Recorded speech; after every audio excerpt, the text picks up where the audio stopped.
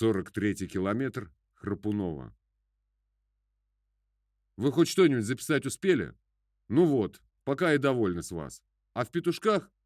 В петушках я обещаю поделиться с вами секретом иорданских струй, если доберусь живым, если милостив Бог. А теперь давайте подумаем с вами вместе. Что бы мне сейчас выпить? Какую комбинацию я могу создать из этой вшивоты, что осталось в моем чемоданчике? Поцелуй тети Клавы? Пожалуй, что да. Из моего чемоданчика никаких других поцелуев не выжмешь, кроме первого поцелуя и поцелуя тети Клавы. Объяснить вам, что значит поцелуй? А поцелуй значит, смешанное в пропорции пополам на пополам, любое красное вино с любой водкой. Допустим, сухое виноградное вино плюс перцовка или кубанское – это первый поцелуй. Смесь самогона с 33-м портвейном – это поцелуй насильно данный.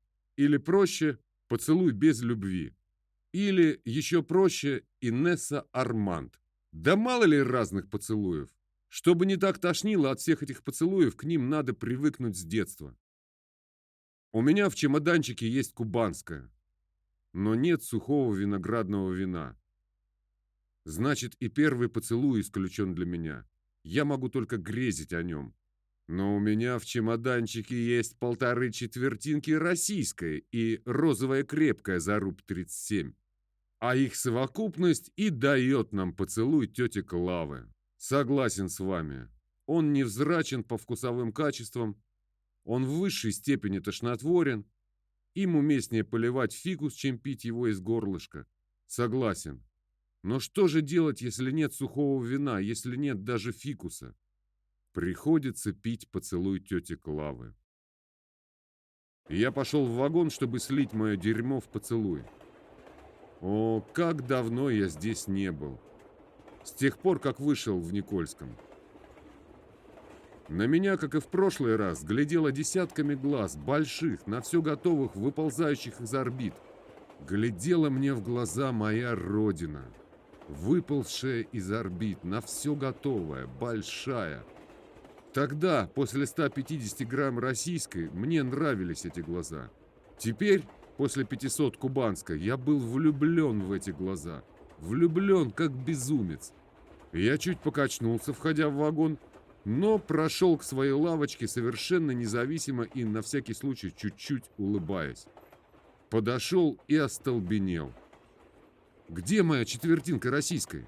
Та самая четвертинка, которую я у серпа и молота только ополовинил. От самого серпа и молота она стояла у чемоданчика, в ней оставалось почти 100 грамм. Где же она теперь? Я обвел глазами всех. Ни один не сморгнул. Нет, я положительно влюблен и безумец. Когда отлетели ангелы? Они ведь все-таки следили за чемоданчиком, если я отлучался. Когда они от меня отлетели? В районе Кучина? Так, значит, украли между Кучиной и 43-м километром. Пока я делился с вами восторгом моего чувства, пока посвящал вас в тайны бытия, меня тем временем лишали поцелуя тети Клавы. В простоте душевной я ни разу не заглянул в вагон все это время. Прямо комедия. Но теперь довольно простоты, как сказал драматург Островский. И финита ля комедия. Не всякая простота святая, и не всякая комедия божественная. Довольно в мутной воде рыбку ловить, пора ловить человеков. Но как ловить и кого ловить? Черт знает, в каком жанре я доеду до петушков. От самой Москвы все были философские эссе и мемуары. Все были стихотворения в прозе, как у Ивана Тургенева. Теперь начинается детективная повесть. Я заглянул внутрь чемоданчика. Все ли там на месте? Там все было на месте. Но где же эти 100 грамм? И кого ловить? Я взглянул вправо. Там все до сих пор сидят эти двое. Тупой-тупой и умный-умный. Тупой в телогрейке уже давно закосел и спит. А умный в коверкотовом пальто сидит напротив тупого и будет его. И как-то по-живодерски будет. берет его за пуговицу и до отказа подтаскивает к себе, как бы натягивая тетиву, а потом отпускает.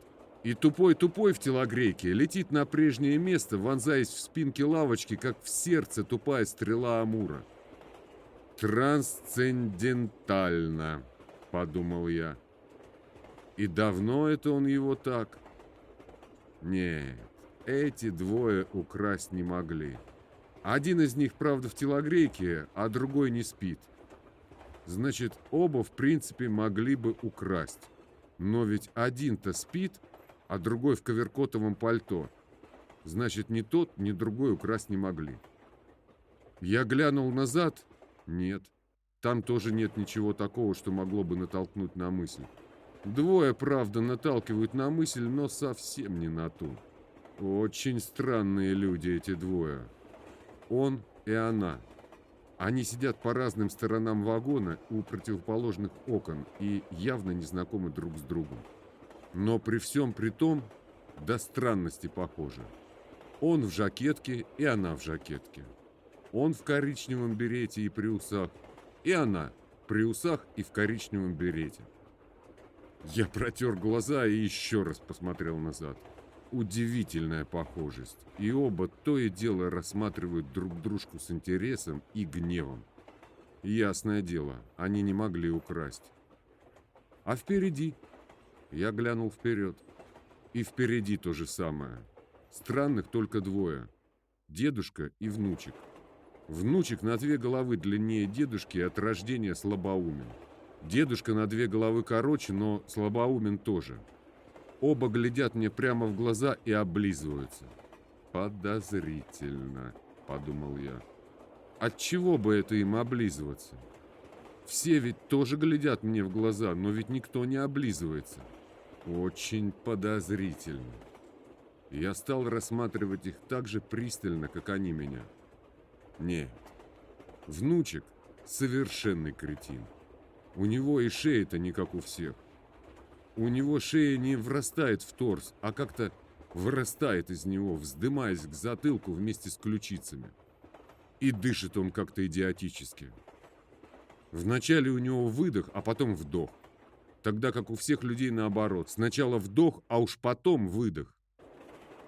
И смотрит на меня, смотрит, разинув глаза и сощурив рот. А дедушка, тот смотрит еще напряженнее. Смотрит, как в дуло орудия. И такими синими, такими разбухшими глазами, что из обоих этих глаз, как из 2 утопленников, влага течет ему прямо на сапоги. И весь он, как приговоренный к высшей мере, и на лысой голове его мертво. И вся физиономия в оспинах, как расстрелянная в упор. А посередке расстрелянной физии, распухший и посиневший нос, висит и качается, как старый удавленник. «Очень подозрительно», — подумал я еще раз. И, привстав на месте, поманил их пальцем к себе. Оба вскочили немедленно и бросились ко мне, не переставая облизываться. «Это тоже странно», — подумал я. Они вскочили даже, по-моему, чуть раньше, чем я их поманил. Я пригласил их сесть напротив себя. Оба сели, в упор рассматривая мой чемоданчик. Внучек сел как-то странно. Мы все садимся на задницу, а этот сел как-то странно. Избоченясь на левое ребро и как бы предлагая одну свою ногу мне, а другую дедушке. «Как звать тебя, папаша? И куда ты едешь?»